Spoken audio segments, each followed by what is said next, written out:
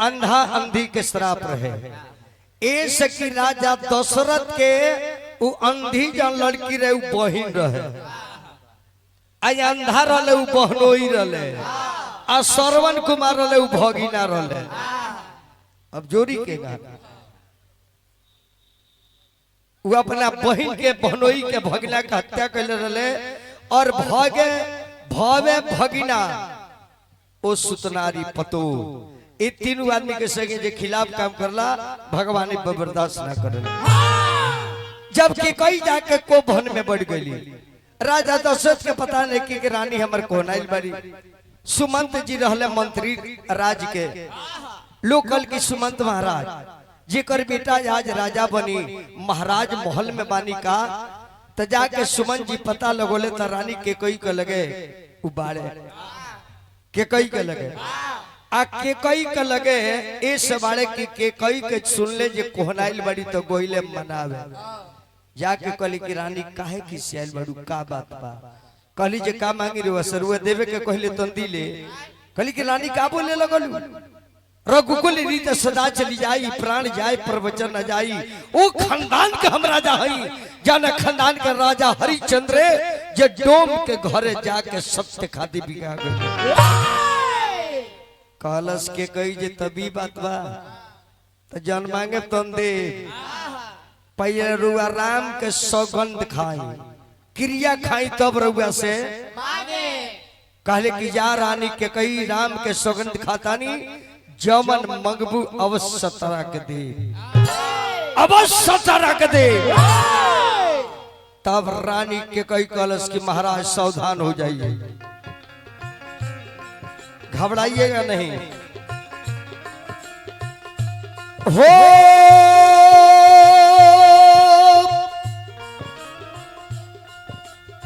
सुना हूं प्राण प्रिय भावत जी का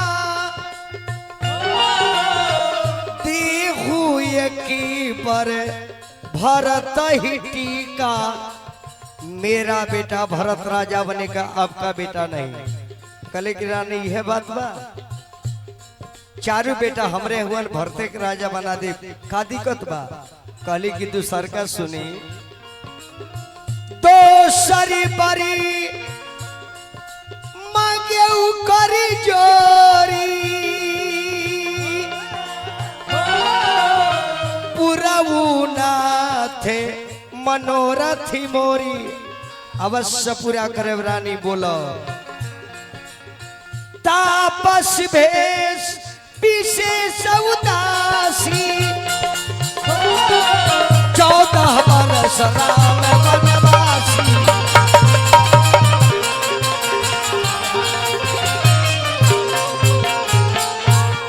वनवासी सब जब राजा सुन ले पर रानी के कई के गोर पर गिर गए।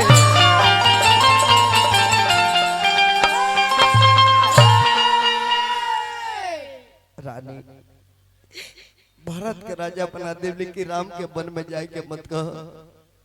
रानी अपन वचन आपस ले ल 2 के 4 को भले ले ल लेकिन राम के वन में जाए के तू वचन मत ल। रानी काम छोड़ दो। राम जय है बनवा नहीं अरे पहुंची है परनावाए पपुआ के माई। अरे आपस ले ला अरे अपन बारा दान ए बबुआ के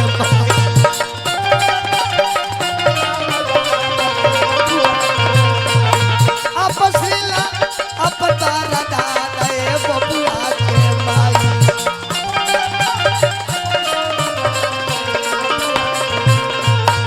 चौथा रफानावा में पवनी लाला ए बबुआ के माई।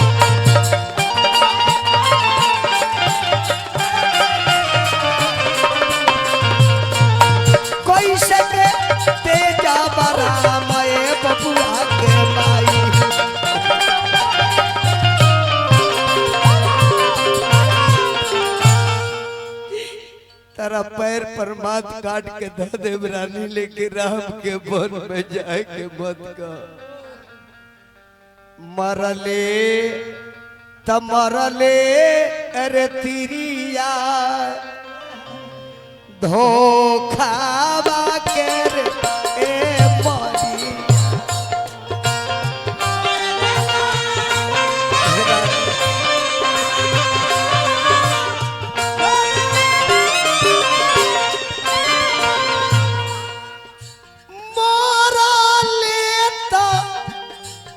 अरे मरले रे रानिया धोखावा के रे ए मरी।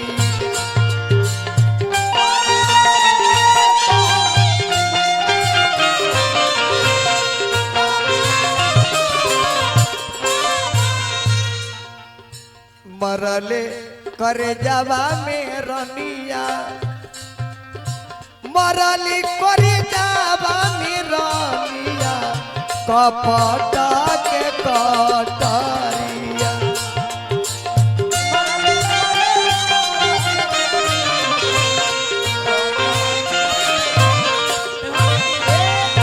रानी के कोई कलश की बाहरे सत्यवादी हरिचंद्र के खानदान कहत हर की जन मांगो तो दे दे, मंगनी तो रुवे लगला, रुवे लगला।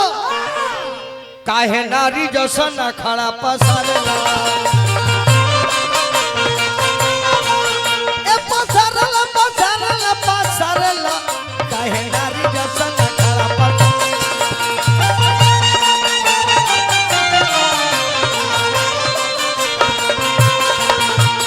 देखे बारा दान बछताला ये सजनवा, काहे टूटू बाबा तारा कुला खाना दानवा, लाइका जैसा नीला नक ढालला, काहे नारी जैसा खड़ा पसारला।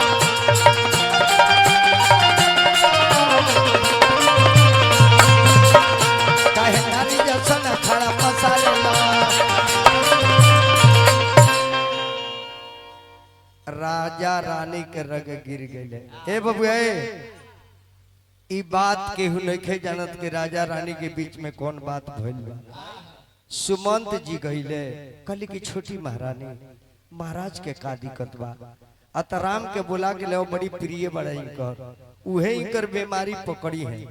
जब भगवान राम होनी कहनी की छोटी माँ का दिक्कत तब पिताजी के तू पूछल राम। जब भगवान पैर धके कहनी की बाबूजी का दिक्कत बा, का दिक्कत बा। कहली की बेटा तारा संगे पाप कर दिल बने। कहली की बाबूजी पाप, बेटा के संगे बाप कहीं पाप करेला। बाबूजी रुआ का हो गइल बा। कहली की बेटा मानो के कई कोहनाई रलिया मनावे निहा कह तरी के हमरा बेटा भरत के राजगद्दी दो, हराम के 14 वर्ष खाती वन में भेजो। भगवान हंसे लगले कहले की वाह छोटी माँ तूने कितना उपकार किया है। राम को वनवास, भरत को राजगद्दी, अपने बेटा को राजगद्दी अयोध्या के मांग रही हो और हमको दुनिया के राजा बना रही हो। बाबूजी हम राउर बेटा है, हम राउर बेटा है।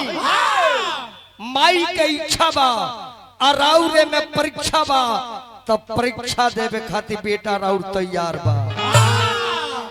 हम जाए वन में। राम जी अगर आ गए का है, राम बन गए। बहुत पढ़ा लिखल बाबू ले जी बा, एगो शब्द बोलते ने अर्थ देखी।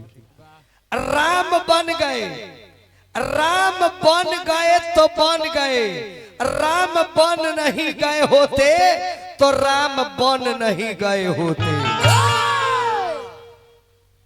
राम बन गए तो बन गए, राम बन नहीं जाते तो राम बन नहीं जाते।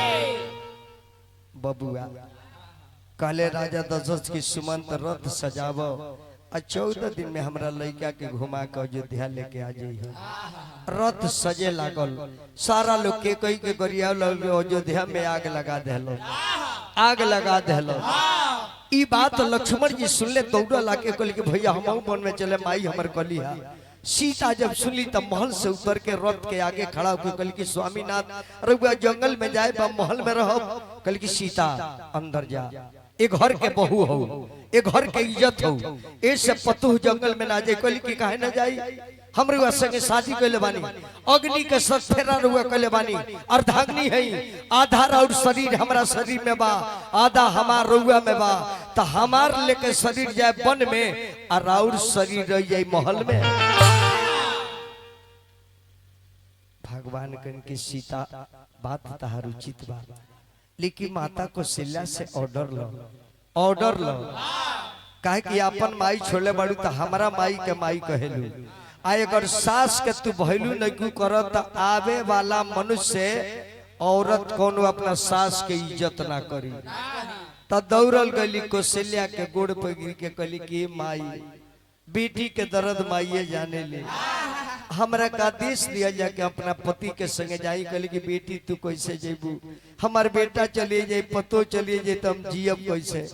कहली कि अरे माई नारी के मरम नारी जाने ले,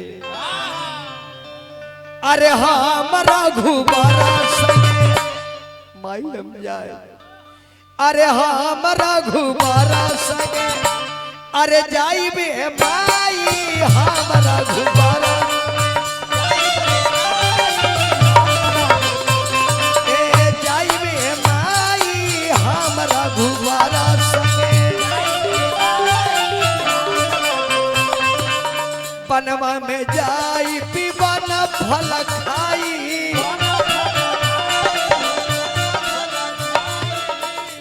बनवा में जाई पीवन फल खाई, बनवा में विपत्ति गावाई बे माई हमरा घुबारा संगे, जाई बे माई हमरा घुबारा संगे। राम लक्ष्मण सीता वन गमन के चल गए, वन में चल गए। एने जौन भैया हमारा कथा गौनी है, जब वन में राम चल गए सीता के लेके और रथ लेके लौट के आ गए सुमंत जी, साझी खा ले दिन में रथ लेके ना आइले। सोचले कि दिन में जाए तो अयोध्या के लोग के जवाब दे पड़ी कि राम के कहा छोड़ के आ गए। जौन लड़का मैच जीत जाले सन, मैच जीत जाले सन, उ दिन में सिर लेके से जिंदाबाद जीत गई। आज जौन लड़का हार जाले सौ राती खाए आवेले सौ का हो ना जीतल हलो तना बारखा बरसे लागल मैं से ड्रो हो गइल। लोग के पता लगल कि सुमंत रथ लेके आ गइल बड़े महाराज के लेके खबर गई। महाराज के दरबार में सुमंत पेश भइले। राजा दशरथ कहले कि सुमंत राम के कहा छोड़ देला। सुमंत कहले कि महाराज मत पूछल जाओ, मत पूछल जाओ, बहुत निहुरा कोनिया। कहते बचनवा ए राजा जी अनिकले पारा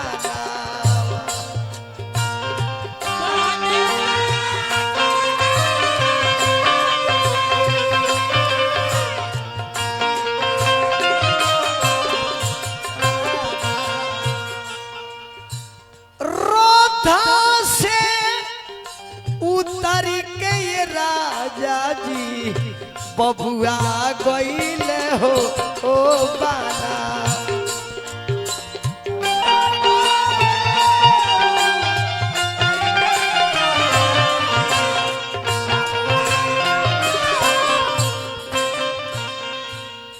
वंश जब राजा सुन ले धरती पर अर्राई के गिर गई। कौशल्या दौड़ के अली और मूड़ी अपना सर पर लेकर रोए लगली। कहली कि स्वामीनाथ अब रउआ सोची जे रउआ बाप है, हम महतारी है, रउआ जब इतना गम में मानी तब महतारी के कितना गम हुई। कहले कि रानी अब पहुंचब ना। कहले कि का बोलतानी, नारी के दुइए के सुख होला, या त पति सुख ना त पुत्र सुख। त जेकर पति ना रहले उ अपना बेटा के देख के जिंदा रह जाई, आज एकरा बेटा ना रहला उ पति के देख के जिंदा रह जाई।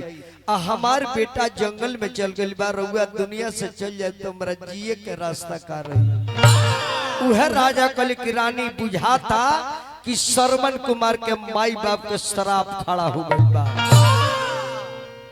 ओजी बतिया कहले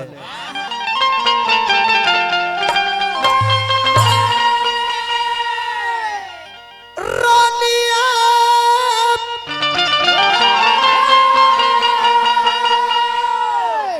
अरे मुदाइल जाता अरे काहे दोनों अखिया ताकल जाते अरे नजरी पर अरे नचता मऊतिया ताकल जाते